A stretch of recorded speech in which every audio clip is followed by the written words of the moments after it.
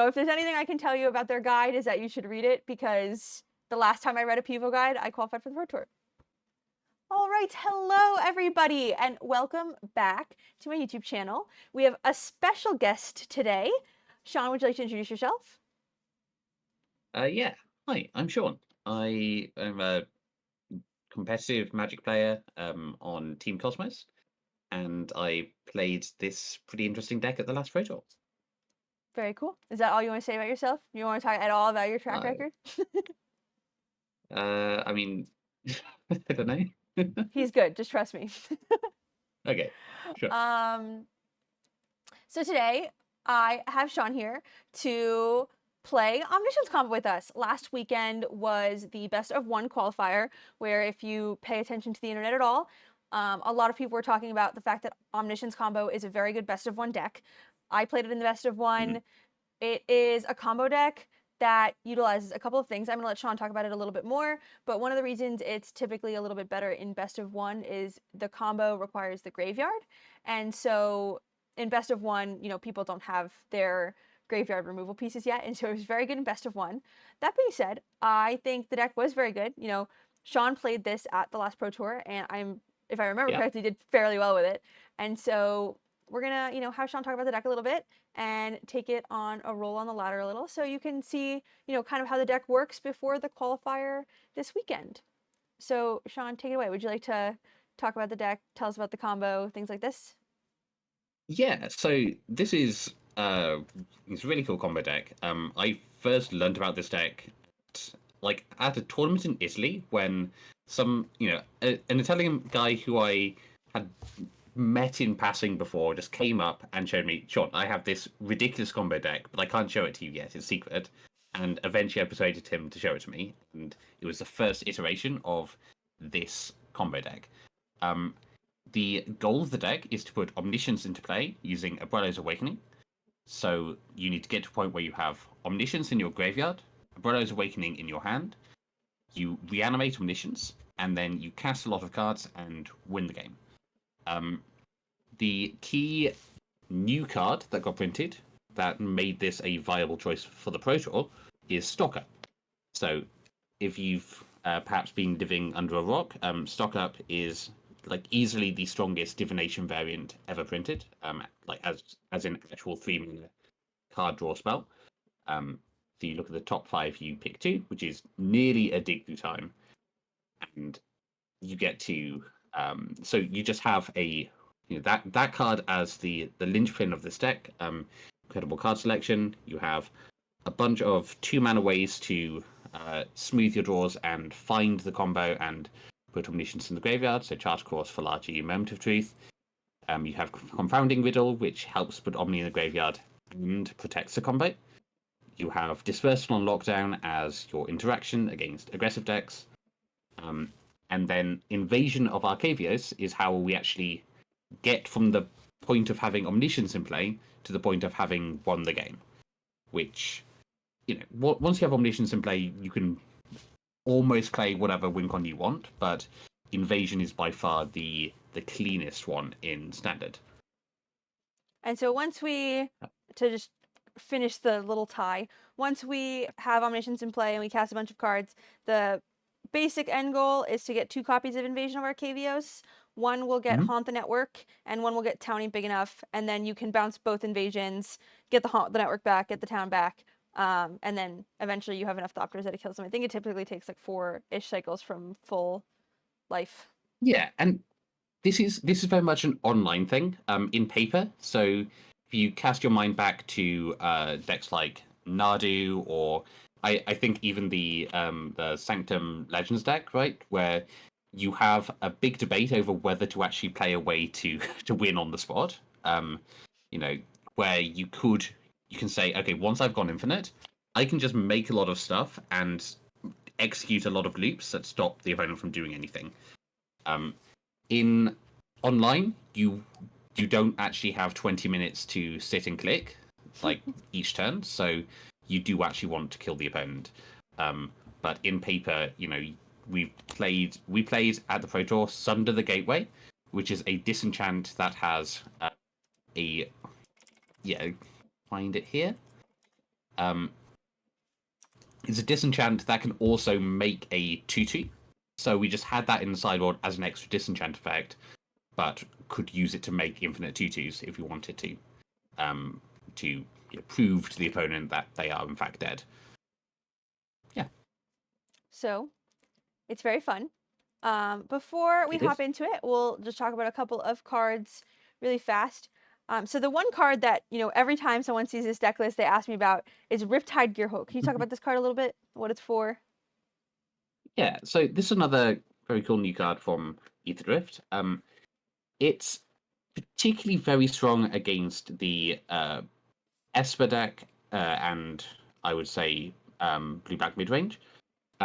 Basically, but in general, it acts as a way to stabilize a board state, to punish opponents who take out removal, and punish opponents who have a lot of negates and spell pierces instead of like no more lies or disdainful strikes. This means that I liked it a lot more in open deck list because I know exactly when my opponent just is cold to a Riptide Gearhulk. But I think it's still really important part of your approach against mid-range decks post-board. That you get to play it. It's a real threat. It actually closes out the game in a couple of turns. It removes an opponent's threat, like Kaito. It removes an opponent's graveyard hate piece, like Rest in Peace. And yeah, and you can also reanimate it with Abuelo's Awakening, which is kind of nice. So. Yeah, the first time someone told me this, I was like, whoa, it animates any artifact? That's so cool. Yeah. I guess the other two cards that we're talking about are Johan's Stopgap. Mm-hmm. Would you like to talk about this one? Yes, Stopgap was originally a Nerving Grasp. So a Nerving Grasp was you would bounce once you have one invasion in play, you would get a Nerving Grasp from your sideboard, bounce that repeatedly, make a lot of 2/2s, and then you would cast heroic reinforcements to win the game. Stopgap just does the same thing but better because you get to cast Stopgap to bounce your invasion, draw a card, and demonstrate a loop, draw your deck, and at that point you have a much wider range of things you can do, so you can play much safer against a lot of scenarios. Where this is better than Season of Weaving, so Season of Weaving, for those who don't know, can also go infinite once you have Invasion and Omniscience. The really cool loop there, right, is you put into play a 1/1 Omniscience using Abuelo's Awakening, you cast Season, copying the 1/1 and returning each non-land non-token permanent to bounce your invasion back. You get a token copy of Omniscience, and then you can cast Invasion again, get Season, and cast Season, bounce, and draw. So you draw your deck that way. The problem is that gives the opponent 1 point in the turn where if they have a shock, if they have Burst Lightning, Torch Tower, Cut Down, they can kill the 1/1 Omniscience in response to the first time you cast Season of Weaving, and you actually Vizzle. So that's kind of a not quite safe position in the combo. Even if you have another Omniscience in play, right? So you'll often have your opponent is representing a shock. You Abuelo's Awakening Omniscience, you cast an Omniscience from hand. They can't do anything in response. And then you cast Invasion, and you get something you want to combo. And if you cast Season at that point, they can still shock you because the Omniscience that isn't a creature is not at that point a token, and that will get bounced. But if you have Stopgap, you can just bounce bounce the Invasion, draw your deck, and do whatever you want. Very cool. All right, we've talked about the deck. Let's go and play some games. Right, and here we are for our first match. And I'm gonna believe we're gonna play first. One of the things I was going to mention before we drew our hand is that it feels like in this deck you get to keep a lot of hands. A lot of your cards just dig for more cards. So what do you think about a hand like this? We have a Surveil land, we have a Stock Up, we have Abuelo's Awakening. I am very tempted to keep this. It's okay. If I knew the matchup, there are matchups where this would be overly risky. for example, if I knew we were against mono red, maybe I'm like, okay, let's send this back, look for something with like earlier interaction. I think this is a fine keep in the dark on the play. I'm in. I like it. So like you hear a lot of people talk about like A plus B combo decks. This is like almost like an A plus B plus like C.5 combo deck. You really only need two things. You Yeah. just need the Abuela's Awakening and the Omniscience, and then there's like a couple things that like make it a little bit more consistent and a little safer. Does that make sense? Yeah, I agree. Awakening and Omniscience are the main two by far. Like, if those two are in the final, 20 cards of your library, like if all 4 copies of one of those are not accessible to you, then you'll have genuine, like, real trouble winning the game. But that's usually not the case. And So Invasion, it doesn't matter if that's on the bottom because you can just like chain stock ups and find the invasion. a lot of the time before I go ahead and cast a stock up, something that I did but didn't talk about was I played Blaststone as my second land. At the Mhm. highest level, I think your opponent frequently thinks about the fact that this Blaststone was played, and they were like, oh, I have to play around it, I have to think about it, and maybe like they try to be a little bit safer rather than just kill you. If this deck survives, it will win. And so Yeah, I play the Blaststone almost as like a thing to make my opponent think about, if that makes sense. that's kind of cool. Yeah, I might sometimes just slow roll the blast zones so they play into it more, given that it is a one-off. But in closed deck list, this does like I like the idea of putting I think the fear especially into like them. it looks like we're playing against Pixie, and Yeah, I think especially against Pixie, like the hands that seem the scariest are when they just like kill you really fast. I'm assuming we're this just is taking this is 2 a spells. yeah. I would take spells. This is a ridiculously slow pixie draw if it is though, right? They've kept no 1-drops and Yeah, it is. no no actual 2-drops. I would say they have a reactive hand, which is that's polite speak for their hand does actual nothing. Um, It also probably means that like we want to make sure we have some way to protect our omniscience in some way, shape, or form. oh Like yeah, that can be like if you I'm make your 1/1 100. play another omniscience or something like that. Yeah, like I'm massively putting them on having T-tape right now. Um, so okay, a consideration here. If you cast stock up and we find Omniscience, this is my favorite play in the deck. If we find Omniscience, we can discard it to hand size. um. Okay, I'm Right? We in. would cast stock up. Yeah, we would cast stock up. We would go to 9 cards in hand. We would play a land, and then we would discard Omniscience hand size. Sadly, we did not. So we'll have to discard an actual card to hand size. But Okay, I still so liked it. I imagine we should take Riddle because it's one of the things we can use to protect. Yep. And then do we? There's no really counter spells from their side, so I guess we just take the Moment of Truth. So let's think Or do about you think next it's safer to turn. just have the second So Abuelos? yeah, so are we discarding?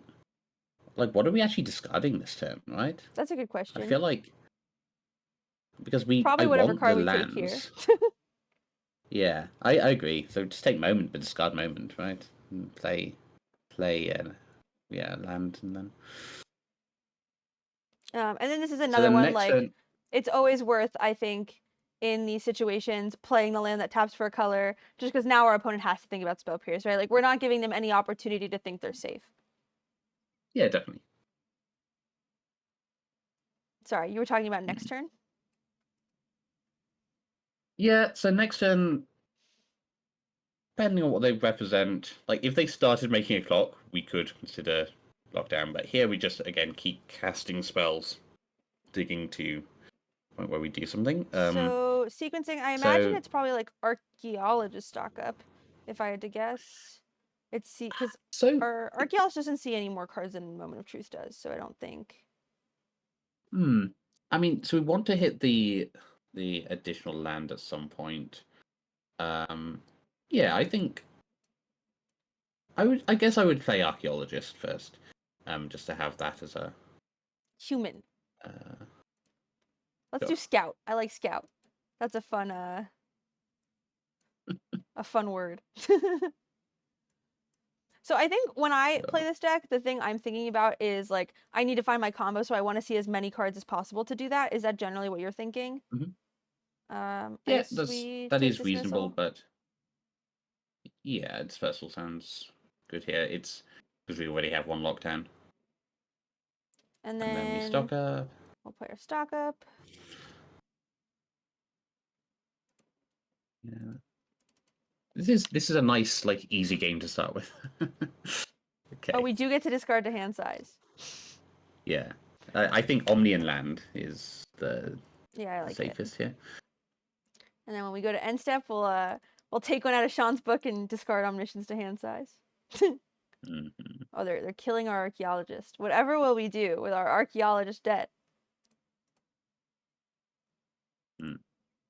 Now it's genuinely interesting next turn if we go for it. If they leave up 4 mana, there's just kind of no reason for us to go for an Umbrella's Awakening on Omniscience in a position where they could actually punish us, where we could actually just wait a bit and then Yeah, like we're not like dying anytime soon, so we might as well see if we can get like a second counterspell or something if they have like 2 towns or something. yeah, or just Omniscience in hand. We'll do it. Oh, that's entertaining. Yeah. Yeah, Okay, we so don't need to ever cast anything. all right, so I guess we'll just pass. Yeah. All right. Okay, so on their turn, they're going to attack with this otter. I imagine we should cast Yeah. this dispersal just to see more cards. Yep. Seems fine. Now dispersal surveils too. So is it ever better, like if we want to look at cards, to cast Moment of Truth first? Yes. If Okay, that's what we if we're should do. going to cast Moment anyway, we would cast Moment first. I'm now, this is where one of the things I'm working on is a lot of these things seem instinctual to me, and I'm trying to find Mhm. ways to verbalize them to other people. Yeah, makes The sense. reason that you cast Moment of Truth first is that, well, when the Afari's Dismissal surveils, like there's a chance you're going to want to leave something on top. And if you have something like Yep. you want to put into the yard with Moment of Truth, say we didn't have the Omniscience yet, then, you could cast the Moment of Truth and you would still have that opportunity either way. And so it Yep. just gives you a little bit more selection. So like if we're planning on casting Afari's Dismissal anyway, then Moment of Truth is typically something that is better to do first. Yep. And I don't think we're doing anything else, so. I think the only other instant speed thing that our hand could consider doing is Confounding Riddle, and we can still hold that up if we wanted to. Yeah. Okay, they've conceded. Yeah. Okay. So They even though did they concede. conceded, there were 2 selection spells there, and then there was Invasion. Do you, Yep. like, how aggressively do you start taking the invasions for the combo? Okay. So at that point, we win next turn, and they only have 2 mana up. So I would just take the invasion. I'm not taking it particularly aggressively in general because we will find it once we start chaining cantrips. But at that point, right, our next turn is cast Abuelos, get back Omniscience, cast Invasion. They do something, we counter it with Riddle, and we win. Cool. Okay. So, yeah, Good at that information. point, it makes sense. All right. How are we sideboarding versus Esper Pixie? I'm just gonna let you. I've played best of one. I'm gonna let you help me with sideboarding. Oh god, sideboarding. So the sideboarding depends a lot on what that deck list looks like, which is annoying because I don't know. But in general, I'm always cutting dispersals, like just all dispersals. I'm generally cutting Oracle, because the case where it matters is less relevant, and I would generally trim a combo piece. So I'd trim like 1 Omni, 1 Abuelos, potentially 1 Invasion. I'm trying to remember how this specific list maps. So we're definitely bringing in Lockdown, bringing in Get Losts, bringing in the Gear Hulks. And then, yeah, the big question in the sideboard is: do you want the Grand Abolisher? And that does depend how much counter magic they have specifically. Okay, I see. I think that I'm most lists are not playing too much. So in the blind, I think you Mhm. don't need it. Would be my Yeah, I think guess. that's reasonable. Okay. Abolisher is also a lot better on the play. Um, Okay, good to like know. next, like if we lose this game, I might next game board out 1 extra invasion and bring in the Abolisher. Okay. And then while we let this 10 seconds start and then I hit start, do you want to talk about what the Oracle is for? Yeah. So Oracle is a bit of a weird card. I didn't actually play it at the Pro Tour because I didn't know it existed. But the crux of it is it's a fine 2-drop. It can discard Omniscience and it blocks whatever. But it can also get back an invasion. So if something goes wrong, if you've milled too many invasions and it's actually going to be difficult to like effectively or cleanly win that game, then you can find the Oracle, play the Oracle, and that's essentially an extra copy of Invasion. Cool. It's like a slightly better fourth invasion. Yeah, exactly. Post forward is less important because at the point that you can draw your entire deck, even if you have one invasion left, you can just play out all your Gear Hulks and like have a load of counter magic and get lost in hand, and that will be enough. Like Okay. have the riddles and get lost in hand. I wonder if Another thing to talk about, by the way, is if the opponent, again, if they have enough. So, okay, I think if they have enough counter magic or against the stock up version, I do want negates. Like this is, I'm gonna look so unprofessional here because I'll change my sideboarding every time I play against Esper. But we had a lot of conversations about like negating the Esper matchup. I think against a lot of Esper lists, you do want negate. If you're countering like effective spells, particularly on the play, you can counter Rest in Peace. But then also the fact you can counter their way to try and remove your lockdown. So yeah, so yesterday, that's interesting. Yesterday I was a guest on Joint Exploration, CFT Sock and Jason's stream, and I was playing the Omniscience side of the Pixie matchup, and yeah. I was bringing in negates. I felt like, and you have way more reps on the deck than I do, but it felt like most of the time what they were doing to stop me was like countering, either getting rid of my lockdown, which was like stopping them from killing me, or um countering the thing that was stopping our combo.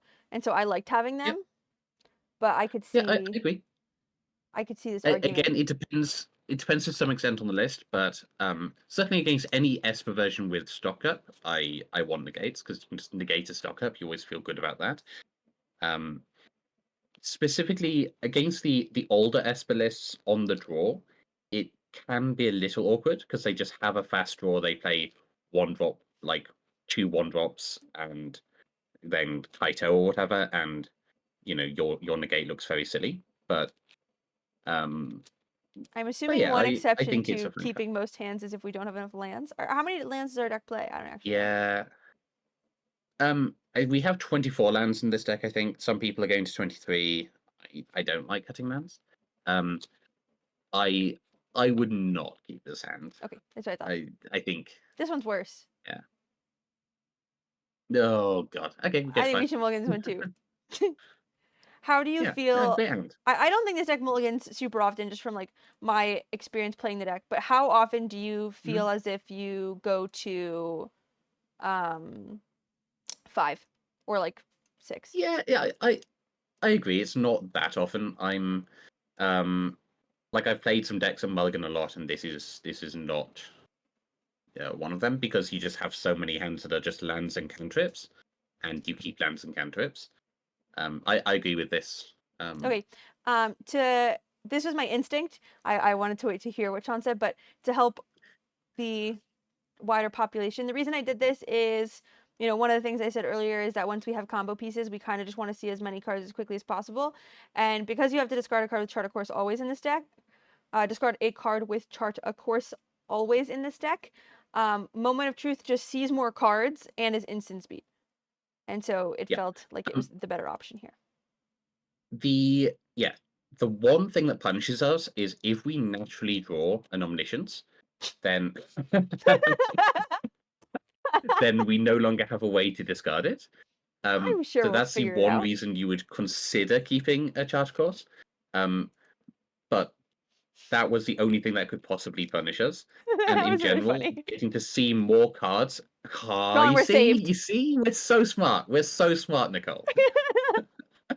We just And in general, we getting to mulled to see 5. more We just cards is really great. needed to keep a card that we wanted to discard. That's Yeah, just all it was. yeah. I think So one of the things that's things the are most little. interesting to me about this matchup as the Pixie side is like how often I would think about whether or not I was supposed to cast my Nightmare. I'd be like, I don't know, am I just like Yeah, enabling yeah, them? Like I feel like most of the time Omniscience finds a way to get it in the graveyard. Like I should just yep. like kill So them, we're getting right? kitoed. We're Oh, getting kitoed. How does that make you feel, Sean? yeah. I think we win this game unless they have a main deck counterspell and they draw it. Maybe we get to a position where we have to go for Abuelo's, like, and it's not safe, right? And we lose to a removal spell. Being on a multi 5 does mean we're not going to have as much resources in our hand. But I think we're still, I would say, ahead in this game because they're going to clock us in like 2 turns, and we're threatening a kill sooner than that. I feel like stock up sounds like the best of these options. I agree. Like one of the things that we need. Do you put any thought to? I guess it's always better to put invasion back in your deck, so it's at least there. Yeah, definitely. Okay. Um, One of the other things that would stop us is possibly getting screwed over on lands, and being able to play stock Yep. up this turn. I think gives us a lot of selection to not have that happen. Are we just taking this Yeah. in a land? Uh, Or should we take this? Shouldn't I guess we matter. could The take the game. second Abuelos in case they have a counterspell. Like we already have 4 lands. Yeah, I agree. If they leave up a counter spell and they don't clock us fast enough, then we can cast Abuelos, they counter, and we get to go again the next turn. This is interesting. Being on the Omni side, I'm still just thinking about the Pixie player. Typically, when I play Pixie, Mhm. if I'm playing against Omniscience, my Kaito, I would not have been drawing this many cards. I'm not sure what Mhm. their hand looks like, but typically I'm plussing if I play Kaito because I just want Yeah. to kill you. No, I agree. I don't think in general Esper wants to give Omni a turn 5. Like, I'm and not sure what we they're might get trying a to turn 5. draw. They've put a Storm Chaser Talon in the bin and a Nurturing Pixie. Ugh. I mean, I guess if they have Spell Pierce, but I mean, my guess is they're casting this Nurturing Pixie. yeah. Or It's they're just going to hold up E-Tape and then you probably get there. Hmm. It is worth noting that Sean and I are used to playing this game with specifically with these decks at the absolute highest level. Like we both played this deck at the Pro Tour, and we are in Yes. silver, and so we may. I think it's always Okay. better to think there's nothing to stop me from going this for this here, right? Yeah. Okay. This is we So have won the game. Um, it's at this typically better point, to we think have won on the the game safer and we need side to either prove to way, the opponent that they're but dead. Yeah. um. Okay, so I guess we should find the second invasion first. Just cast the invasion first because they'll Oh, they'll we can get often stopgap, concede right? just to the invasion, and we get stopgap. Yep. This okay. The only downside to stopgap on Arena is you need to click twice each time you cast it. When I was playing this Um, at the okay, they conceded. When I was playing yeah, this for the best of ones, I like didn't under because it doesn't highlight it. I could not understand the yeah. bargain question, and I kept getting so confused. Okay. Um, okay, so let's do a bit slightly different sideboarding then. Let's bring in the let's do the trimming. I would trim one invasion, um, trim Oracle, a cut Oracle, and maybe cut one for Lagi. And then let's bring in Lockdown. Bring in the Get Loss. We'll need those on the draw still. Bring in Negate, and yeah, I think You that's like this? reasonable. You could have the Spell Pierce as well. If we bring in Spell Pierce, I would cut another Falaji for it, I think. Um, but Hmm. yeah, It's It it's so seems fine. interesting when you have conversations like this because one of us is really experienced on the other deck, and so now I'm sitting here as a Pixie player being Yeah. like, how much do I care about my Omniscience player opponent having Spell Pierce? Um, Hmm. I feel like you don't want to Yeah. dilute what this deck is doing too much. Yeah, I think it's reasonable. Again, so I liked Spell Pierce a lot against the version with stock up. That Because makes sense. like but yeah, like given that the main thing you want to do with negate is counter a say a T-tape that's targeting a lockdown, or a destroy evil targeting a lockdown. um Spell PS is way worse at that because they just get to 4 mana. Cool. Mm, I wonder if at any point we yeah. will actually perform this in full, or if our opponents will concede to all of it. So I was telling Sean this story while our Yeah. opponent is choosing who's on the player draw. I did have to play in. We're keeping this, I believe. Oh yeah. Okay, great. Yeah. I did Lands and have to play cantrips. the Arena Best of One with Omniscience twice. I had to play twice because the first time I just imported an Omniscience deck and was like, "Yeah, I'll learn while I'm playing. It'll be fine." And then I didn't realize that you only had a 7-card sideboard, and I didn't have the combo in my deck. And you know, two people made me go through it, but I did get 5 wins before I had to before I lost. It is essentially a modern retelling of the LSV Tendrils of Agony story. Yes, that's Um, exactly what I was thinking about. It's actually really funny because I played Nam. Namor Squats is a big moto grinder, mhm. and I was sitting there being friends with him, being like, he's not gonna make me do it. So okay, this is an interesting question that I always never really know what to do. Like I normally cast Charter Course here, but is there like some thought you put into of what you do here? So, um, it's interesting. I would still go for the moment of truth because if I want to see one more card to try and hit the lockdown turn 3, because we are kind of in trouble this game if they have a fast curve from this one. Um, I guess another there's reason to also the not Mud. cast Charter Course there is this is post board and there might be like rip. Yeah, or Like Ghost Vacuum. that is the punish. If I had cast my Chart of Course and discarded my Riptide Gearhulk, it would not be there anymore. Yeah. So the main thing we want to hit here by far is lockdown. Yeah, lockdown seems like it solves like Um, a lot of our problems. How often yeah. do you feel like you are saying, "Oh, I just really want to hit lockdown"? Quite often. I mean, I play four for a reason. Uh, Yeah. Moment of Maybe truth. Valaji. Well, so Valaji sees as many cards, Oh, but but it is blocks. also +1 blocker.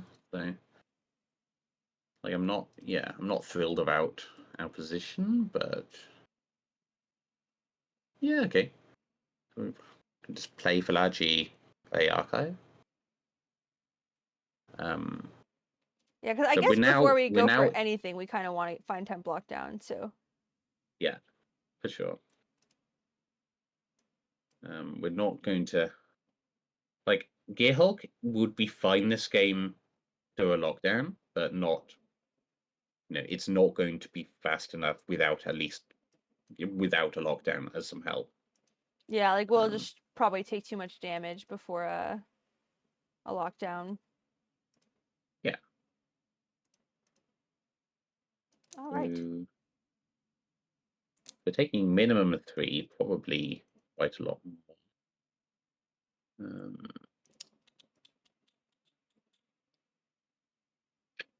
What a pretty art. yeah. So what was I gonna say? Are you like any more scared of Rest in Peace than you are of Ghost Vacuum? I wouldn't say so. I think both are kind of fine. Like we'll lose games where they have a decent curve and pressure and hate. Like decent pressure and hate. But if they just have either Ghost Vacuum or Rest in Peace, we have enough answers to those.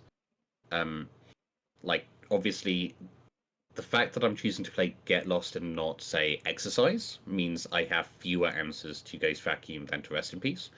But but we can just lock down like everything. Yeah. So, Okay, so our goal for the next turn is to live.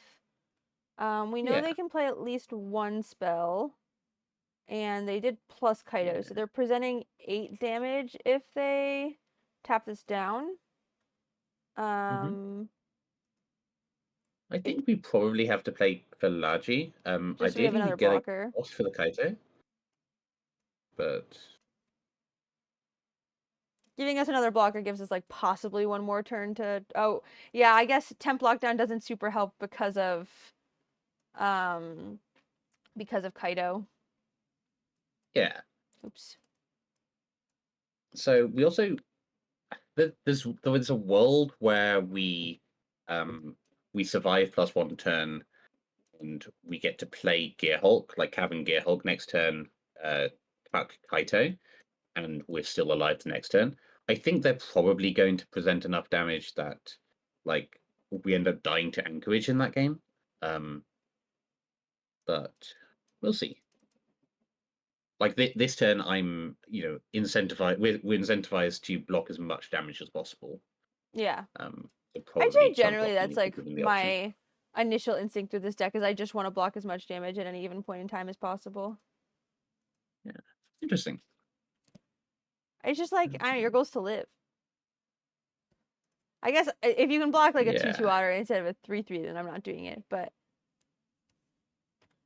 yeah, especially, I guess in this matchup, like when I was playing it, most of the time I had the Flahi, like, I was blocking because my plan was to try to find 10 block down and play it. And so I was going to lose it yeah, anyway. I guess it's not yeah. so bad for it to be under a 10 block down, though, if they do end up destroying it. Yep. I just want to stay healthy. Yeah, I think this game we are going to struggle to stay healthy. I think we may be dead. They're just trying to figure it out. Yeah, But look, I Tiny agree. Wounds is tapping the hat. All right. hmm I got one more instant speed spell for us. A Hopeless Nightmare. Yeah, decent, fine. Okay, so we're on the play. Um, and here we could consider playing like one Grand Abolisher if you wanted to. I kind of want to just like ship it back to the same disc. Keep trying. What with how we have it set up right now. I like this. What do you think? Yeah, I mean, it sounds good to Yeah. me. Okay. You know, Mm. you're the professional Omniscience player here. I'm just here Oh to god. learn. I think like one I'm of the gonna. biggest things I've learned in Magic is that just like generally if you go into games with a learning mindset, like regardless of who you're playing with, right? If you just go in saying I want to learn as much from the people I'm playing with as possible, it'll make you a lot better a lot faster. Like there's a lot of people I spoke to that would just like discount people they played with or assumed that they were playing wrong or and I think JED made like a big thread about it at some point. But if you just always think about like if you have a player you know is good and you just always think about what their like ideal thought process is, then Yeah. even if you don't end up agreeing with it in the end, you're still learning something. Oh And yeah, absolutely. I feel like I most think Magic players, like our that's goal a is really just to grow positive as mindset. people. Yeah. Yeah. Also, I am just realizing, previously I had been boarding out some number of confounding riddle in the matchup. And again, that's one I've had a lot of like arguments over. Like confounding riddle I is a card I like a lot, but is probably a bit slow on the draw in this matchup. So yeah, next time we'll try boarding that out, I think. But All right. Sounds good. here, That's how I we'll hate this learn. hand. What did I you say? hate this hand so much. You I hate it. hate Okay, this hand. that's what I was thinking. I was like, I think we're Yeah, gonna die before we do anything. This, on the other hand, I agree. Yeah, it sounds great.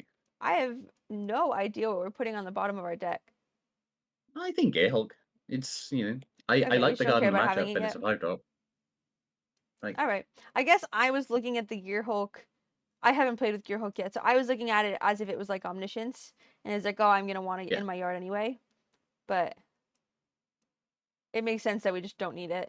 And we can, even if it was, yeah, like, we can always find another one after we stabilize with our spells. Hopefully Yep. with lands So too. a land would be nice. Okay, that of course helps. That at least makes it less likely we miss a land this game. Hmm. All right, we haven't seen a blue land yet. Bye bye. Nowhere to run. Interesting. You did your best. All right. Untapped land? Yippee. Yeah. Okay. Easy. I mean, I feel like we're pretty alive. I feel like we're allowed to just cast stock up. I think so, yeah. They have one threat and they'll have to play out more things under a lockdown to make that. Okay, we need another reasonable. land, so I think we want the untapped one. Might be Archive here. So if next turn we're really likely to just play lockdown, then Yeah, I guess like, we're that not winning implies we on the want the spot Archive. with Gearhulk, so what did I... Hello? Oh, there we go. I guess we're not winning on the spot with Gearhulk, so casting Yeah. Abuela's Awakening is not as exciting. And Riddle or Archaeologist? We're gonna have... I feel So like... Riddle will dig more cards, but yeah, I don't know. So I think next turn probably we're playing a lockdown. Like, we've established that. So the turn 4 is then either an Awakening or an Archaeologist Charter Course. Yeah, I think that was the reason that I liked it, is because it was mana efficient going into the following turn. Yeah. And this is nice because this kind of baits Destroy Evil.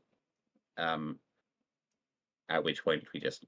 I might keep the land. I realized as I was moving it that we need more lands. Yeah, I think I like having lands.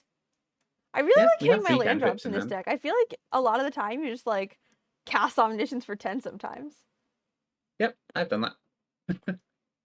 Okay, but they're stuck on blue mana. They might be, waiting to destroy evil and end of turn, but I mean, I think that's okay.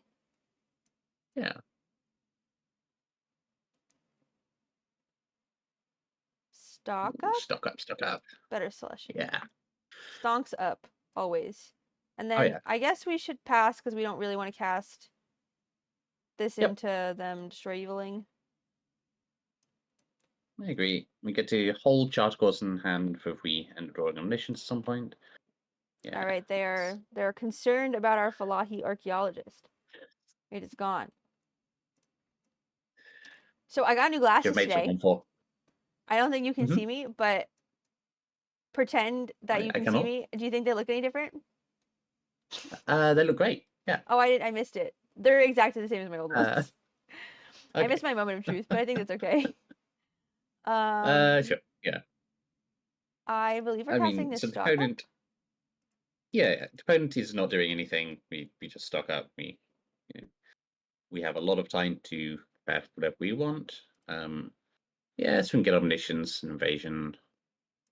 And then I would just play Island and pass, because next turn we could, or on the combo turn, we can cast Charter Course and Abuela's the Omniscience in the same turn. So I would, a moment here, right? We want to find protection. Well, maybe we just take stock up. Look, I like stock up. Are there ever points where to protect your combo, I guess it would matter more pre-board, but that you play the invasion first? That's something I've thought about a lot. Very rarely. I can just go for this now, I think you rarely have time. Yeah, now that we have negate, there's no reason for us to be. I'm just gonna. You can talk now. I'll click through. Yeah. So generally no, just because what does happen quite often is you play invasion in order to tutor the Abuela's Awakening to go off. But most, like, having the invasion in play can matter in some cases, but almost always you're just trying to set up a safe combo turn where you either have like Confounding Riddle, Counter Magic in hand, or you have Omniscience. Yeah, so here we dig towards the second Second invasion. invasion. If you have a Falagi in play, something to do right is just invasion straight away, get T-Tape, and then looping T-Tape with invasion and Falagi. It ends up being much faster than Stopgap. Oh, interesting. Yeah. So the reason I was not so in paper, you could just say I'm going to cast this stopgap like X amount of times, and that's demonstrating a loop, and you can just draw as many cards as you want. But on Arena, we're trying to make as little clicks as possible. Here we are for our third match. We get to go first. All right. How do you feel about this one? So this hand is borderline. It's insane if we're against like red, right? If we're against Ghoul, this hand is exactly what you want. And it's also very good against the one drop heavy aggressive draws from Esper. But this hand could end up doing nothing. We only have one cantrip. I would keep this, I think, in the blind, but it's it is like on the edge. I love having 7 cards in my hand. I'm assuming we're putting this in the yard. Yeah. I have a feeling, especially since I guess that there's like possibly some argument if you know what your opponent's deck is, but even with 10 block down, I'm not sure that's so true. Oh. Okay, are we Do you anticipating think a we're mirror? playing a mirror? This hand is not good in the mirror. I want to find a sock up, please. In the mirror, our goal is just like go as quickly as possible, I imagine. More or less. So the one card that makes a big difference is Confounding Riddle. That you can counter, you on 3 mana can counter the opponent's 4 mana Abuelo's Awakening. But yeah, if we don't have Riddle, we just try and go as quickly as possible and hope they don't have it. You don't like our chances here. We did find a stock up finally. We did. Our plan this game is to next turn stock up, and we might just be dead. And hopefully stock up into a Confounding Riddle, and then turn after Charter Course. And ooh. Okay, so this is interesting. Yeah. How safe do you play here? Like we know that they put a card in their graveyard, and that is not Omniscience. So without Omniscience in your graveyard, like, are you holding this up just to be safe, or are you digging to try to find our pieces and holding it up a little later? This is really interesting. Yeah. So there's arguments for both sides. Like if we're passing, we're committing to not doing anything this turn cycle, because we're then saying, okay, next turn we're going to Charter Course, and the turn after we're going to stock up, and we're always holding up 3 mana for Confounding Riddle. Or we can just stock up now and hope they don't hit an Omniscience in the top 3 or 4 cards for their deck. I feel like I like that because they also need to have. I think I'm happy doing that. You said you like this? Yeah. Yeah, I feel like they also need to have Abuelos in their hand already. Like they would have needed to have both A and B of the combo. Yep. And I think you see the hands we're keeping. Like so often, I think that this deck keeps hands that are just a bunch of cantrips and don't have anything yet because they, are eventually going to find it. Yeah, I agree. There's still a chance we just die. So it's always a little scary, but there is a chance. I had my guess is if you did the math, that your win percentage goes up if this is higher win percentage. Yeah, if you don't assume that they're gonna have it here. Yeah. Like maybe if we were more likely to have it in the future, then there's a conversation where it's like, oh well, we might. What was I gonna say? I'm losing my brain cells. I've had a long day. Where what was I gonna? Oh well, we're gonna find it no matter what, even if we hold up this one counter spell. But the truth is, even if they do put it in the yard, right, and we hold up for the counter spell, there's a chance they can just do it again the following turn. Yep. Okay, are we playing Charter Course? I'm wondering about attack and then Charter Course. Oh, interesting. No discard. Oh well, I guess you could always discard the hand size. We can I guess it doesn't matter, right? We're going to discard hand size anyway, and we're not going to cast a spell this turn. So But this is more that fun, would so let's do purely this. be for style points. Yeah, Yeah, exactly. I like it. It's for style points. Yeah. Another style point option is disperse for your own archaeologist, and that is, by the way, right now, that is what we're doing at the opponent's end step if we don't cast his riddle. Yes, But yeah, I have cast dispersal on my own archaeologist a number of times. So yeah, I it's guess now I will embarrass myself in front of a public audience. So I did play this deck and I attempted to record it for the best of one, but I literally did not even know the combo. Like I was figuring it all out on the fly.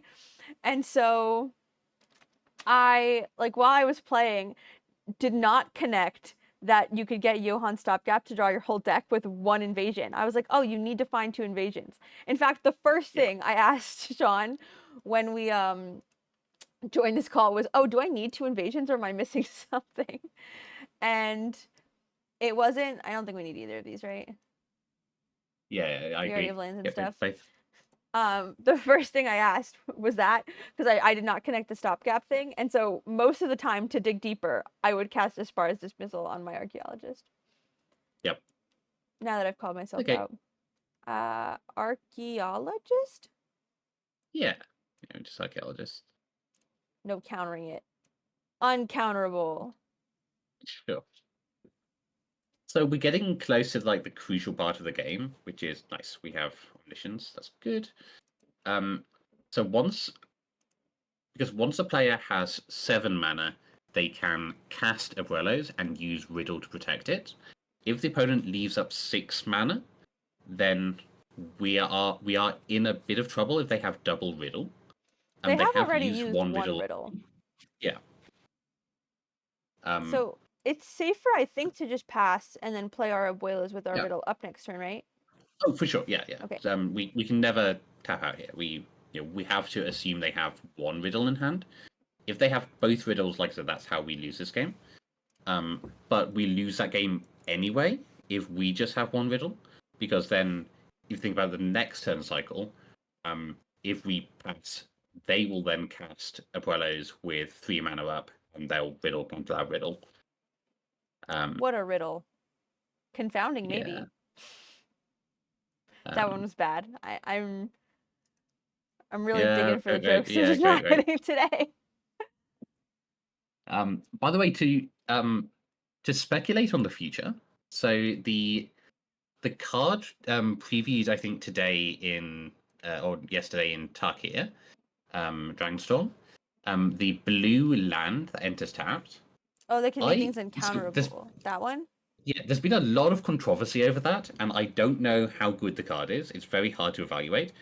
It would be specifically ridiculous in this mirror match. Like imagine this situation, but you just have a land that makes your Abuelos Awakening uncountable. All right, so now we are going for it. Yeah, we game. We are gaming. Now, if the most likely way we win, if they counter this, do we just like not confounding riddle because we can just do it again the following turn? No, we. Oh no, because what you just explained, it's just the same thing. Yeah, because they could have their own Abuelos with confounding riddle backup. So we have stock up here, and we have to assume that stock up is good enough. It won't always be, but I think this is our highest chance. Sick. Okay. I would say that is the best possible thing to see from stock up now. So this is what I thought we needed to do, by the way. I thought we just needed to naturally find 2 invasions. And I still 7-1 to the qualifier. That really says something about this deck. Yeah. Was that I did not realize we didn't need to, or that we had a way to handle this, and I still had no problem during the best of 1. Yep. All right. Now we're just clicking. It's funny that our opponent in the mirror is making us do this. I would say that actually happens more often in the mirror. Here they should just concede, but in like random matchups, the opponent might not know the combo or might not know exactly when you've won. And I've seen people concede like way too early just tilt concedes when I actually don't have a deterministic loop in hand. Whereas in the mirror, there are like you're always thinking, oh well, what if they miss sequence and I get to interact at this point? Once you're tapped out and they have 2 invasion, then that's a very easy concede. But you do sometimes play a little longer. Okay, so sideboarding here is much more straightforward. You saw me flailing around trying to remember exactly how I sideboarded versus each version of Pixie. Here we want all the abolishes in, all the spell pierces, all the negates in, and we take out all of the creature interactions. So the dispersals and the lockdowns. Oh, well, that makes a lot of sense. That's nice and clean. Yeah. One of my Yeah. favorite things about Magic the Gathering at the highest level is when you're making your deck for the Pro Tour, like as soon as you've decided, oh, I'm going to play this, and you sit down and you're like, okay, I need to decide my list, and you're mapping, and you finish your deck, and you're like, man, this maps perfectly. It is one of my favorite feelings in the world. Yep. Oh, this sounds nice. That's what I thought. We have like a way to interact with theirs, and then we have a way to protect ours. Yeah. This is mostly a mental game. I'm making my opponent immediately start thinking about Spell Pierce because they saw an island. Sure. Okay. We need to chart a course here because of land drops. Yes, because Flahi does not get lands. All right, we got a land. Yeah. There's no danger to putting this in the yard now, right? No. You could, in theory, play Vacuum in this deck, but I don't see why you would, given the other options you have available. So again, we're hoping they... Ooh, okay. Now that they've done that, right, we probably can't just stock up this turn. That's okay. Uh-oh. Our job has been made much easier. We have to hope they somehow don't have it and gas stock up. Yep. Okay. Yeah. Yeah. I agree. We don't have an untapped land. Yeah. Which is a little annoying. I guess one of these things. Does it really matter? Yep. That's fine. So the other thing you can do in this matchup is if we have the untapped land. Yeah.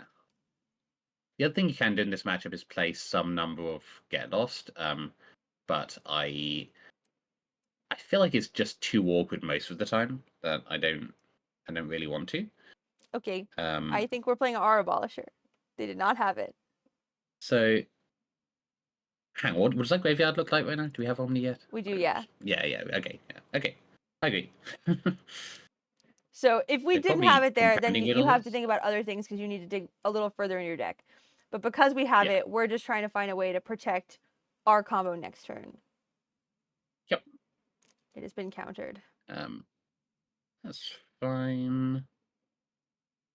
That's interesting. So then if they counter something... like that? Yeah, then if they counter it, we can just try again.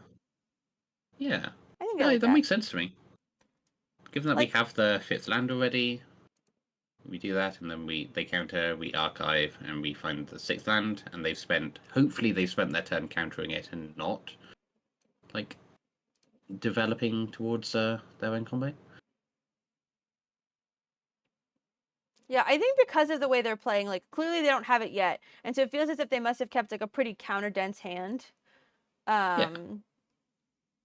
So that they don't die to us. Yep. An untapped land would be nice here. An untapped land and our opponent not having the combo. Both of these things would be nice here. Yes. Man, our opponent's so good. They did it twice. Moment of truth, Omniscience, right into the bin.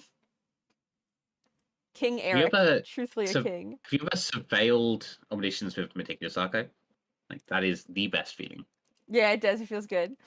I did that in the Turn 1, archive surveil. qualifier. I think I played pretty poorly during the qualifier because I didn't fully know what my cards did. Oh, this is tough, right? So, yeah, I think. Why? I mean, this is it's so much worse than another land. If we think there's a high chance they have negate, we still have to go for it. I believe. Like, I think this is our best chance of winning, but It's I got so excited when you drew the yeah, spell pierce. I agree a land was better, but all right. Yeah. Okay, this one's better. At this point, I assume we have one. Yeah. All right. So it's actually stock up. Just reducing the fail rate, the fizzle rate of this deck so much is hugely important. I remember playing the old version of this, and sometimes you would just cast a cantrip, see 3 cantrips on that cantrip, and take one of them, and the next one sees 3 lands, and you just lose. And now you casting, like, say you just play Omniscience, and your last card is stock up, and stock up just gets 2 cantrips, and you feel so good. Would you say the stonks are up? You're like, oh yeah, we are. We have our stonks up. All right. We'll be right back for our last game. All right. Yeah. All right. Here we are for our last game of the day, and I think we'll play first. How's that sound? Yeah, sounds pretty good. This hand looks pretty good. I mean, I this agree. hand is slightly awkward. We have no 2 mana play, but we do have Dispersal if the opponent's an aggressive deck, and we have stock up. I mean, lands plus stock up is never too bad. One of the things I think is interesting is you'll hear me in limited say a lot like, "Oh, I need to stop when I get my hand. I can't just like auto keep it. Like I want to think about my sequencing." And like if I was playing this deck at a tournament, I obviously would do that anyway because it gives less information away to your opponent. But when you play a deck Mhm. like this, the heuristics you get just like playing it over and over again of which cards you play and in what order happens so quickly that you're like, "Oh, well, Yeah. I know exactly what I'm doing with this hand, so I'm just gonna, keep going." It Yeah. looks like another mirror. Almost certainly. It could, I suppose, be blue-white control. If But, someone in silver wants to be jamming some blue-white yeah. control. I believe we Yeah. cast stock up, right? Because there's nothing they're gonna possibly Yep. do. Definitely. Just making sure there's no punish. We have one more land in our hand. I think it's safe to get 2 cantrips here, because because both of these cantrips will dig towards lands. It was either that or so it is blue-white control. It was either that or do moment plus land, just in case we feel like we're going to need to start leaving up a lot of mana. Say if they, if it was some mirror and they binned Omniscience. But here we get to be really slow and take all the time we want. There's an Esper Okay. land. Yeah. Esper control. I don't know what's going on. I think we're still playing Charter Course. Yeah, that's fine. Like, yeah. Okay, great. So are we kind of just playing this game to the point where like we feel like there's literally no chance we can fail? Yes. I think we can discard this, right? Yep. Okay. So some of the blue-white decks can, like, some of the ways they win game 1 is by assembling, either they assemble a really fast clock, or like, not a really fast, but they assemble some sort of clock and then have enough counter spells. Oh, I guess we want or moment we of truth because we get- want to land, right? yeah, that makes sense to me. I was thinking about which one we wanted to play. And yeah, our plan is to get to enough mana that we can start casting Abuelos with 3 mana up, and they just don't have enough counter spells in their deck to stop that forever, right? Like we cast Abuelos, they use 2 no more lives on it, or they use one of their, like, sometimes they have 2 negate, sometimes they have 2 3 steps ahead. I guess against a random list, if someone's playing, way more counter magic than that, okay, sure, it's Rude. fine. Yeah. Okay, so I guess we play our land and then cast stock up. Yeah. Yeah. Yeah, I agree. There's an argument for waiting till turn 6 because they probably will no-more-lize this, but this is. They've drawn a bunch of cards, so because Ah. they cast Spell Pierce, I wanted to play the land so it didn't get pierced again. Like I don't think the equity Yeah. you get from, especially like even if you did get a Surveillant, which would be the reason to not play the land first. Even if you get a surveil land, like you probably want to play an untapped land to cast a spell anyway. And so Yep, that seems fair to me. that was that's me vocalizing my little brain cells for the minute. Mm. I love how I was like, oh, we definitely have time for one more, and we're gonna sit here and play one of the grindiest games we possibly could. It'll be fun though, I'm So sure. what I will say is, I think this matchup is quite good for us. It is fairly difficult to play from both sides, and a lot of I would say a large percentage of the games of this matchup I have lost. I felt like, oh, I probably should have won that. Do you ever But cast Moment of Truth, like in the main phase here, in case you want to cast another spell? I don't think so. Given that we have a land already, and a land that is a priority to play because it's entering tapped, I would just pass and give them less information. I guess, well, it's not less information. They know we have the moment, but I would still just pass. Yeah, it's slightly less information, right? They don't know that we're just Yeah, casting my moments question and- was like, if not necessarily in this matchup, but like maybe there's matchups where you lose point where like if your Moment of Truth is targeting like Falahi Archaeologist and you want to cast it that turn. But I guess we're just not in a Mhm. rush, and so it just doesn't really matter. Yeah. Mm, Ah! so, Retrying out to yawn. Like this one. yeah. Or do we want another land? I don't think so. No. I mean, we want another land eventually, but we also want spells. Yeah. Okay. There is still no Omniscience in our yard. Yeah.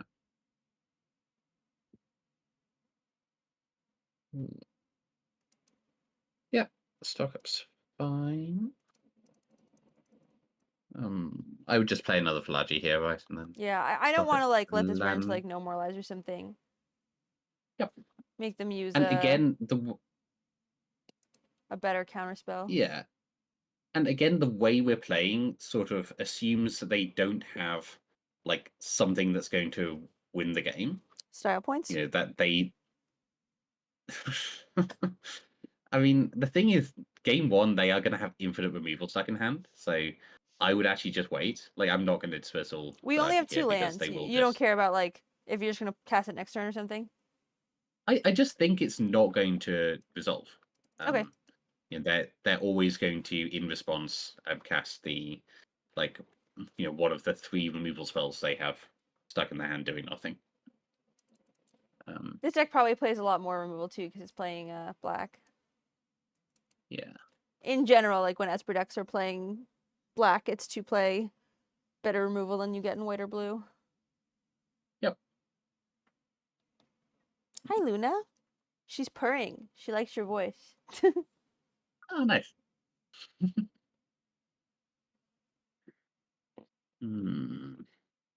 Okay. Stock. So we stock up to try and find lands. Makes sense to me. So this is the times where like this hand is not, I think, exactly it. Is it land Omniscience? Discard a hand size? Yes. Yes, that makes sense. You like that? Yeah, I do. So it's games like this where like we have a second Omniscience and we have this confounding riddle. But like say we didn't have the confounding riddle, is there a chance like maybe we wanted to try to play this invasion, either like they're countering it or we can get a counterspell that like helps us protect Oh, for our sure. thing? So we could actually, if we wanted to, we could invasion get T-tape and just have a value loop against them.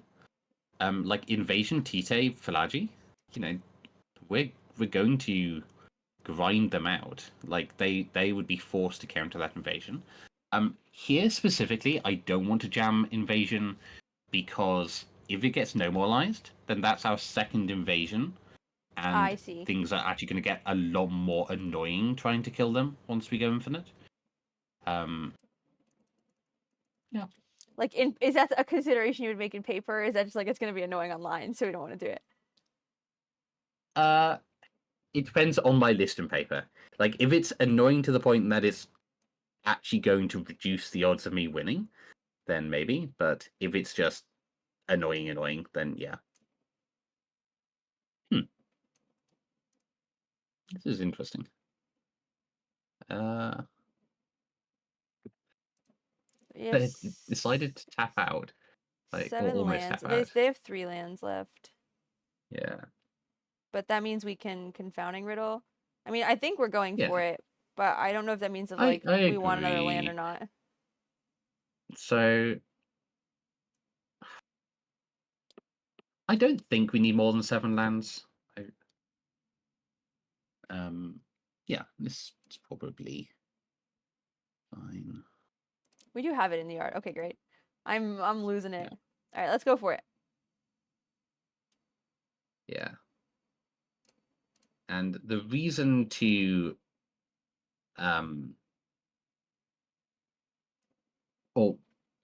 one reason to have the moment here is now if they have 2 pieces of interaction, say they have cut down plus counterspell, we can still like cast invasion and then moment in response.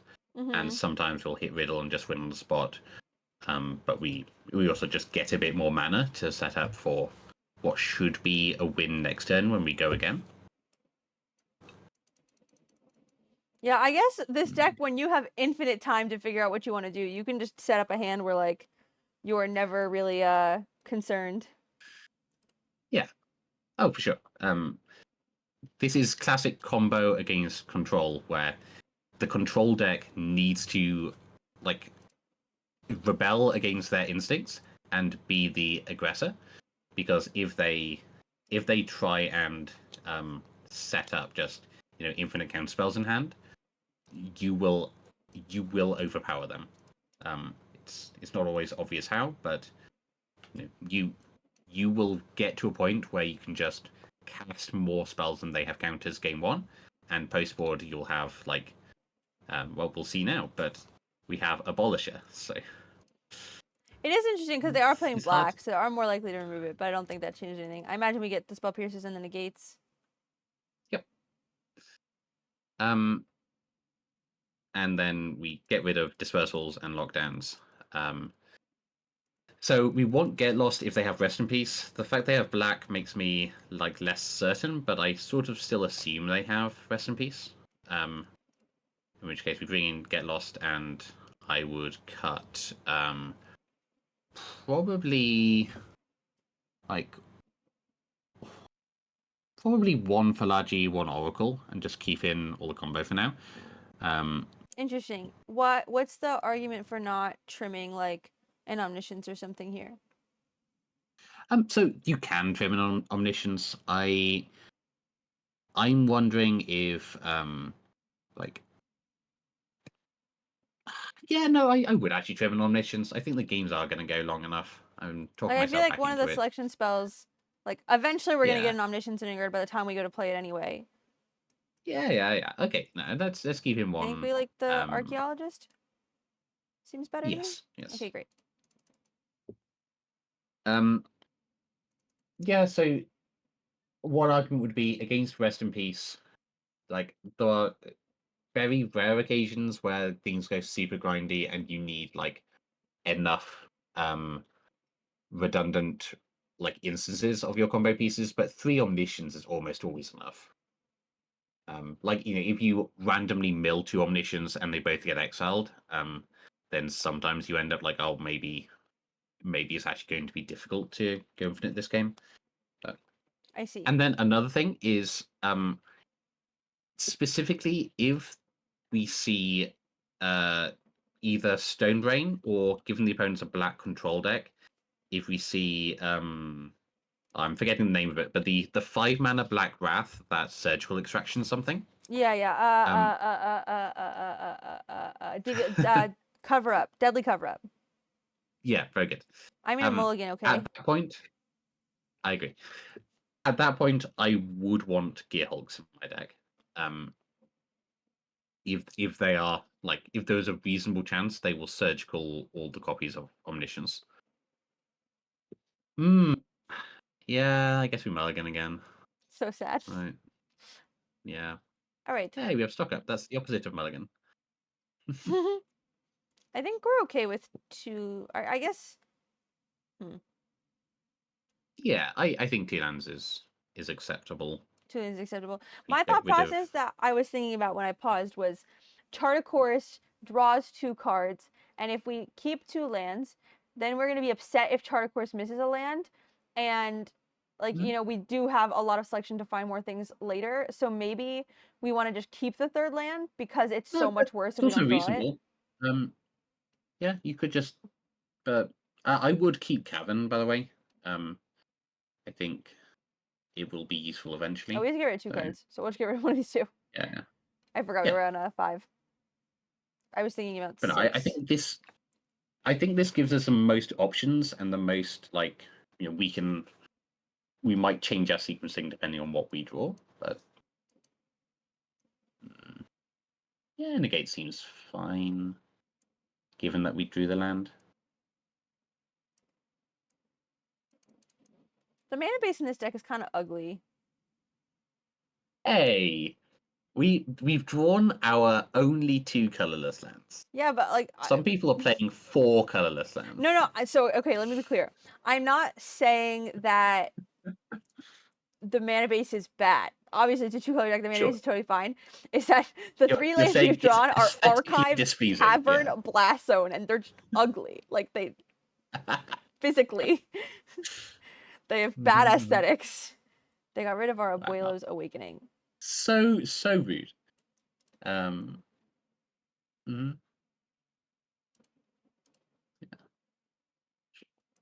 So I was going to say, like, it's a world where you just leave the charter course, given that we have the 3rd land, but this works out well. So, is there what's a cleric in our deck, by the way? Is it the Oracle? I'm hoping it's Grand Abolisher. Yeah, Grand Abolisher is human cleric. Oh, human hits both of them I then. think human. All right, we gotta be boring. Yeah, a human is Valaji as well. Oh, I see now always why the just Cavern name matters so human- much. Yeah, I always name human without thinking. I think we're leaving up moment here, so we have negate if they find, say, either a threat of some kind or rest in peace. And we can just moment to hit the 4th land. I like it. We also are just like really sad if they counter our stock up. Yeah.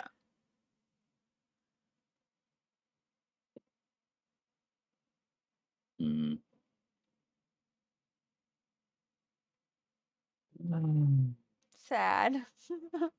Yeah. So this is the infamous Endel question, just to vocalize what's going on in our brains of, do you ever negate the duress? Like sometimes. I think here. Maybe. I think we probably do. So we negate the duress, they counter the negate, then next turn we just untap Moment of Truth anyway. So yeah, like I don't think negate that gets that much better, and my logic is that if we moment and we don't find like another piece of selection or something and they take our stock up, I just don't see like a reasonable path to winning the game.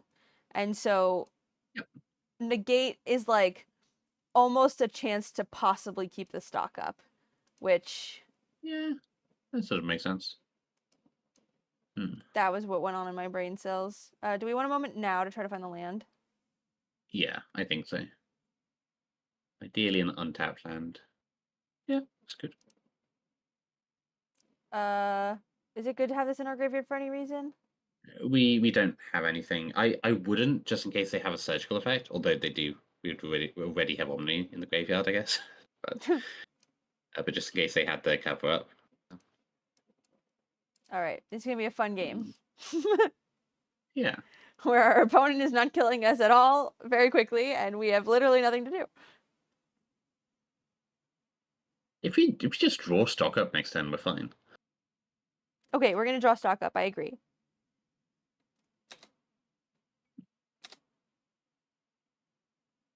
That's not stock up. It's just like, you know what was going on in my head? My whole joke was going to be, remember earlier when you said our only punish is drawing Omniscience? That was what I was going to say. Yeah. I was like, oh, so you can do it when it's our punish, but you can't do it when we need it. And then we drew Omniscience. Yeah, it's great. Oh god. So Get Lost is looking bad, but again, I don't know their list. I feel like Rest in Peace is well within their range as an Esper control deck. I agree it was bad, but like the only other card that could be in our deck that I think we would prefer here is like Oracle, right? Because Yeah. the other cards are all creature removal spells. Yep. I feel like we're not in a rush to play this. I agree. I think that card is mostly 2-mana Silence, and we just want to keep it as strong as possible. What I might do in their next end step is tick up Blast Zone, just have an extra answer to Rest in Peace, which I still think is more likely than Ghost Vacuum from them. Sounds like fun. I've never done this before. I've never put a charge counter on Blast Zone before. Okay. I like that we don't have to Uncountable tap Blood either of our Archaeologist. colorless lands. Yeah. Ooh, I would get lost, I suppose, but yeah. You suppose? Would you have gotten something else? No, I'm like I thought for a second we'd missed entirely, and we basically have. But I see. not quite. It's okay. We're having lots of fun here.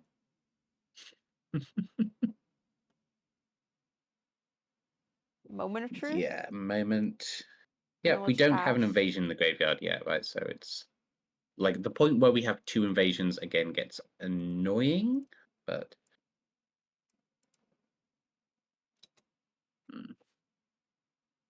All right, they're drawing cards. Dangerous things. yeah. So we really do now Yeah. just need to find the combo, because once we find it, we can cast an uncounterable Grand Abolisher, and then they Yep. cannot stop us.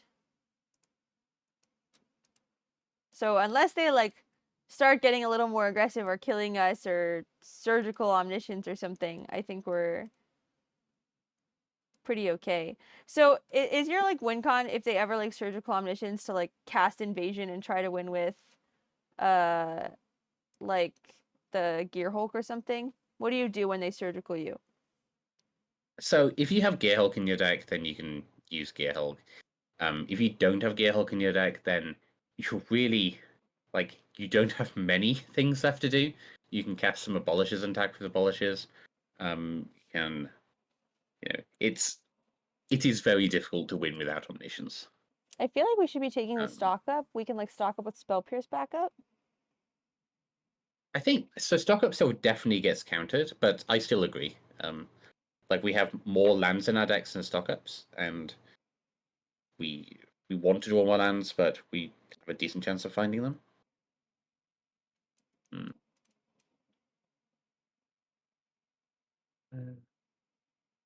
I mean, I don't know. Like maybe we're supposed to just go against our instincts there and put stock up Take to a hand, but land. then wait a turn to cast it. Like find a land, and even use Abolisher to resolve a stock up. I did think about Not using ridiculous Abolisher to to me. resolve it, but sick. Spell Pierce is great. It turns This out is they so just much want more to play value. Omniscience combo. Okay, so we can I get this in a did not land. expect. Yeah, I agree. I did not expect Spell Pierce to get any value this game. To get any value, let alone on a max cast outrageous robbery. The funny part is they cast it last game, leaving up mana for Spell Pierce. Yeah. All right, so Okay. now that the game's over, right? Yep. Is there anything? Maybe I guess they fasten- could remove the Abolisher. No, they can't. Well, Oh. what are they going to do to remove Sorry, the Abolisher, Nicole? yeah. I've never played this card. So are they just going to like stare at the Abolisher and hope it goes away? Like this card is quite hard to remove. You see our during opponent like the brain broken. You know what they would be can draw really 2 more annoying here? cards. There's a That'll help. chance if they I don't think they're going to because they're casting double quick steady, but if they cast outrageous robbery and they took our other invasion, we would have to spend so much time figuring it out. That would be slightly annoying, yeah. Okay. All right. Hmm. All right, great. Nice. All right, this was fun. So Yeah, definitely. in totality, we lost 0 matches, so the deck must be broken. Mhm. Um, Yeah, we are stronger than all of the other silver players. so do you have any thoughts about Omniscience combo going forward? You know, like how it you know, currently is in the meta, post the Pro Tour, getting a little bit more attention. You know, decks like this are always a little better when they have less attention on them, and it's definitely getting more attention now. You know, Yeah. any like closing thoughts? So yeah, so it's a very powerful deck. People need to respect it. I imagine people are respecting it a little more now. So particularly in the wake of the best of one qualifier, where you know qualifier play-in, where this deck was just everywhere. Right in best of one, it is ridiculous. By the way, I could see this deck being banned in best of one, like not right now, but you know a few more months of this, and this would genuinely be in the range of best of one decks that Wizards would ban on Arena. But for regular Magic best of three, this deck it's capped by the amount of hate people play for it. Right? If people suddenly started playing a load of Stone Brains, this deck gets way worse. It's also it's probably its toughest matchup is blue black mid range, and blue black mid range is being kept in check by the red decks in the format, um, but has recently been on the upswing. So if people are playing a lot more blue black mid range and less red aggro, then this deck gets a lot worse. Um, right now specifically, I think the deck is still well positioned and is a really powerful choice for this weekend. So people should respect it, and a lot of people I think should and will play this. I probably Yeah, will. I don't know. It's a great deck. I don't know. I just got like an Yeah, hour of I free almost coaching, certainly so will. You get an hour of free coaching on how to sideboard in completely different ways for Esper every time, purely well, based on see, vibes. that's the one that probably Um, helps me the least because that's the deck I know the best. yeah, exactly. Sean and I have a Um, very fun interaction where like we're the two that like out of anybody in the Pro Tour where like I like to fuck with them and they like to fuck with me, it's probably me and Sean. yeah, Like before every event, we're like yeah. sitting there like convincing each other that we're psyoping each other and like Oh, for I sure. just we don't trust anything each other says anymore. It's a lot of fun. Yeah, you were convinced I registered domain this photo, and that was without me psyoping. Like my psyop was winning a showcase challenge with domain and just convincing like 20% of the metagame to register it, Well, if you did not and then find this I deck, because I did say unless you found something else, yeah but if you did not find this yeah deck, do you think you would have played Domain? yes probably. See? Um, this deck is a lot better than domain. Incidentally, I'm not sure we've mentioned yet, but domain is by far the best matchup for this Yeah, deck. I did think Um, about this. That made this a really good match, this a is really good choice for the last Pro Tour. Yeah. Domain, I think so. I've seen a little less of it recently, but it's still a huge part of the meta. So what, like 7 days metagame on Modo? Yeah, so it's only 5% now, whereas like 30 days it's like above 10%. Um, but it's still Domain is still a real deck and a real like force in the meta. And is almost a buy for Omniscience. Like game one is 80% plus. If your deck works, you're going to win, and they the fastest they can do is like I guess sometimes turn 5, but usually like turn 6, and you just have way more time. And then post forward, you just play Abolisher, and you know you win again. Yeah, Like that's sometimes they similar to rest like in the peace, but way Slogurk was in that like yeah, Domain was basically a buy, even when they had all of the tri-lands and stuff, because there was nothing their deck could do to stop what we were doing, and Domain is a deck that requires inevitability. Like that's what makes it good. It is like yeah, in most matchups it has inevitability. So whenever there's a deck in the format that has better inevitability than it's always gonna really struggle. yeah. And currently, I think the reason Domain is doing a little worse, so it was naturally bad against the red decks, and that hasn't changed much. But it's very bad against this deck, and I think is quite bad against the blue-white control decks. Because again, they just have better inevitability with certainly the versions that were playing Jace with that plan. I think like were fairly well positioned. Yeah. So I imagine Domain is getting, a little beaten down at the moment. And with less Domain in the format, this deck, Omniscience is less of a like slam dunk broken deck because you don't have so many buys. But I'm still very happy playing this deck into red aggro. I'm reasonably happy playing it into Esper.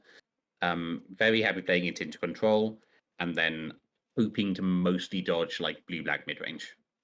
Yeah, the Esper matchup, in my eyes, just from the Esper side, because we talked about it a lot, it feels kind of like a toss-up. Like, if I have a hand that is fast enough to beat you, then, like, most of the time I think I'm going to win. And then if you have a hand that's fast enough, like, to beat me, then you're probably going to win. And that's kind of just, like, what the matchup has felt like. Yeah, I think between two players, like, playing these decks at the highest level, the normal Esper lists probably have a very slight advantage. Like, maybe it's a 52% matchup for Esper to completely make up numbers. But it is a difficult matchup to play from the Esper side, and or at least it's a very easy matchup to play badly. And so if the Esper player is just not being aggressive enough, say, going back to your point, right, with them not plussing Kaito enough, not putting a fast enough clock, you gain so many points on the Omni side that I think that's I'm like, quite happy playing this matchup against random Esper players. yeah, I do think a lot of people talked to me about, after the Pro Tour, about Esper Pixie's win rate. And they were like, like, should this many people have played Esper Pixie? Like, is this deck actually that good? And I was like, okay, well, the Esper Pixie win rate wasn't that great. The Sanctum Esper Pixie win rate was great. So, like, you can sit there and have conversations of, like, is this deck good? Is that deck good? But one of the hardest things is, well, you never know, like, what the perfect way to play a deck is, right? So, like, for example, Pixie is a deck I picked up, and it naturally fits my playstyle really well. So, like, I would play against a couple of my friends, and they'd be like, oh, I want to play against you on Esper Pixie because you're winning more than everybody else. So, like, we want to learn, exactly what it is, and we want to test against the best way that the deck is getting played. And so, like, a deck like Omniscience, we were able to make a lot of heuristics. And this is a deck where, I think you really could make a lot of heuristics. You heard me asking Sean a lot of questions, like, in a spot similar to this, would you wait to play this counterspell or stuff like that? Those are kind of me making heuristics for the deck. Where Esper Pixie, I think, has a lot less of that.